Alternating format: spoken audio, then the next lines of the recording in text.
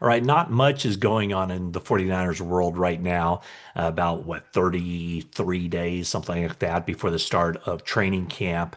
However, the 49ers on Thursday did announce some hires, some promotions, some new titles for some of their staff members, their front office members, and there were some notable ones that we're going to touch on. And then we're going to get into a position by position breakdown, starting with the tight ends. But let's just focus right now on the front office of the 49ers. A year ago, John Lynch, the 49ers general manager, announced that Tariq Ahmad and RJ Gillen were taking on the dual roles. They both shared the title Director of Player Personnel.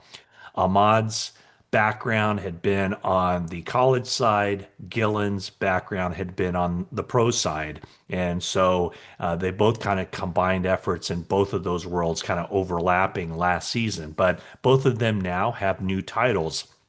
Tariq Ahmad has been promoted to vice president of player personnel. That's from his position last year of director of player personnel. And RJ Gillen, also director of player personnel last year, he's now assistant general manager. So those two are very much involved in the scouting process.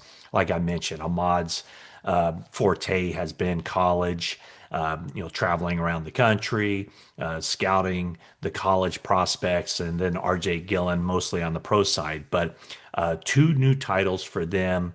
Tariq Ahmad, he will be entering his 12th season with the 49ers. RJ Gillen will be entering his 10th, entering his 11th season. So he's been with the 49ers 10 seasons. But what's kind of impressive there is quite obviously those two individuals were part of the 49ers organization before John Lynch and Kyle Shanahan came aboard, and they are definitely rising up the ranks of the 49ers structure. Another very notable promotion for the 49ers. And this is a guy who might be the most significant guy around the organization that you don't know much about or have heard much about, and that's Brian Hampton. He had been the vice president of football administration. He works hand in hand with Prague Marate. He's one of the team's chief negotiators.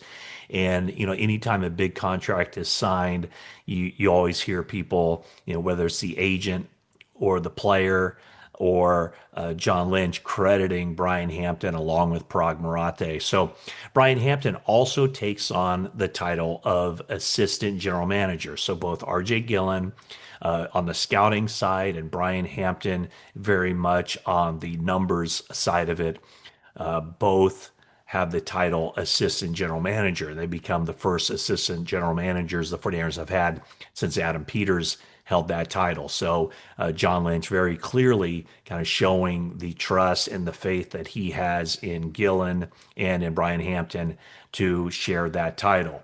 So those are probably three of the most significant promotions and title changes in the 49ers front office. Another one that kind of caught my eye, and I don't know much about him, but that's Matt Plansky, who has been promoted from Director of Football Research and Development to Vice President of Football Research and Development. So, he's kind of takes on the analytical part of it and, I guess in a lot of ways, assigning values to different positions, to different players, maybe coming up with kind of the player development model and using metrics and analytics. So that's his side of the thing, and his name has come up recently as John Lynch talks about both the preparing for the draft and assigning values to players coming out in the draft and also free agency, which is obviously a very important thing. For the draft, it's trying to determine which rounds a player should be selected in or targeted in based on height, weight, speed, college production, all of that stuff. You can get a good player in the fourth round who might be a really good NFL player, or I guess in the 49ers case, maybe the fifth round is the better example.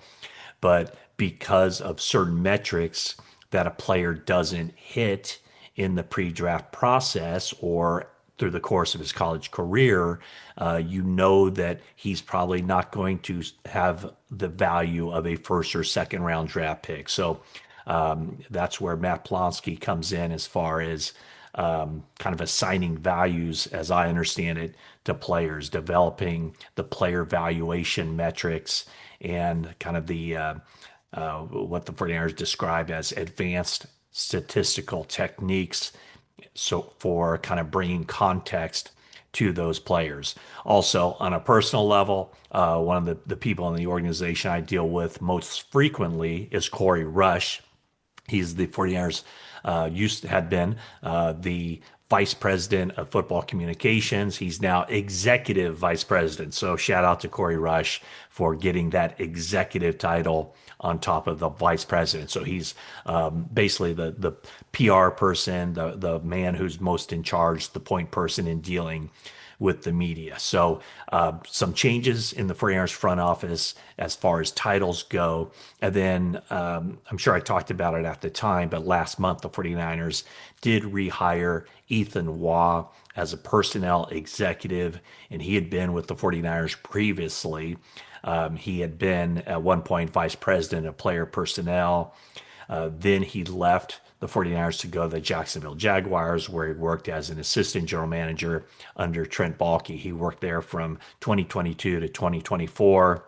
When Trent Baalke was fired, Ethan Waugh also let go sometime later after the coaching search and the general manager search for the Jaguars. But Ethan Waugh, who had a very good reputation and well liked within the 49ers organization, comes back to the 49ers organization. Okay, so that's kind of the rundown of where things stand as far as the personnel changes or the staff changes within the team. And I just wanted to also, I haven't talked much about this position, but I want to kind of spin it off into now the personnel side of things with the 49ers, the on the field product. And right now, want to talk about the competition that's going to be taking place at tight end. 49ers right now have 6 tight ends on their 90-man roster. They can be expected to keep 3 or 4 on their 53-man roster. I think last year they started the season with 2, but then they made some changes, some changes to clerical stuff to bring guys in, putting guys on injured lists and whatnot. But they've generally kept 4 tight ends on their team. And as I look at it right now, I think there will be competition for the final spot or 2 among the tight ends because we know that George Kittle is guaranteed a roster spot. He's coming off a season where he's had one of his better seasons, both as a blocker and a pass catcher, 78 catches, 1,100 yards, 8 touchdowns. He does turn 32 in October, but the 49ers did sign him to a contract extension through the 2029 season. But really this offseason and in the pre-draft process, the 49ers did do a lot of scouting of tight ends with 30 visits and personal visits and everything else.